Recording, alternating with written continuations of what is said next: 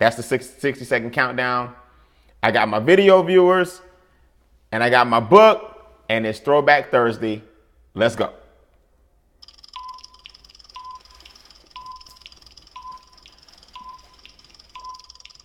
Make excuses for the shortcomings of others if you wish, but hold yourself to a strict accountability if you would attain leadership in any undertaking. In other words, here's the question. If you are not where you want to be, it's real simple. Whose fault is it? If you don't have the finances you want, whose fault is it?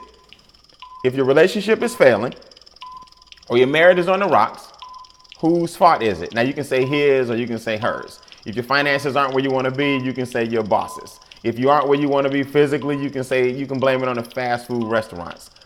Yeah, the bottom line is if you're good at making excuses, it's hard to excel at anything. You may want to write that one down. If you're good at making excuses, it's hard to excel at anything else. So here's the truth of the matter.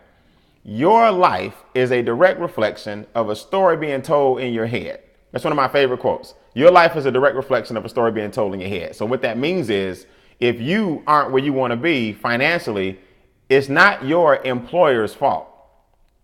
The employer has set a salary for a position that you are filling, and they have a profit margin that they are trying to reach. Your salary is their expense. It is set. So if you're not where you want to be financially, you got to look at one of two things.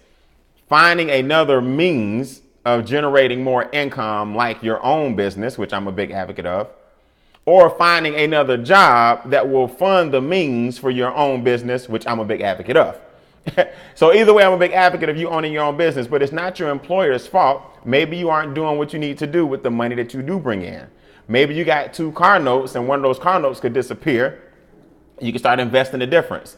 Maybe you got too many credit cards because you have not separated your wants from your needs.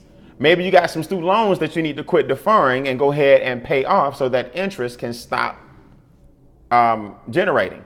So what am I saying? Every time you make an excuse for why you aren't where you want to be, all you do is excuse yourself from the goal that the God has set for you. Let me say that again. Every time you make an excuse as to or for where you aren't, or as to why you aren't where you want to be, all you do is excuse yourself from exactly where God wants you to go.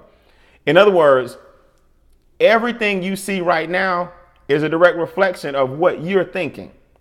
And if all you do is defer and make excuses as to why you aren't going to the gym, guess what? The only person who suffers is you. If all you do is make excuses as to why your marriage is failing and it's always the other person's fault, then guess what? The only individual that's suffering in that case is you. Or actually you and your spouse. And if you have children, you, your spouse, and your children. But it all begins with who? With you. If you aren't where you want to be spiritually, guess what? You are being affected by that. So only you can make the difference. Only you can make the change. I don't know why people these days sit around and the first thing they do is look outward for internal problems when you need to look inward and then you will manifest outward. So the bottom line is this. It says make excuses for shortcomings of others if you wish, but hold yourself to strict accountability. In other words, when you wake up in the morning, you need to say to yourself, what can I do better? Where am I dropping the ball? How can I improve my level of commitment to my goals and dreams? Maybe I need to reset my goals and dreams and stop looking for somebody else to make those goals and dreams come true.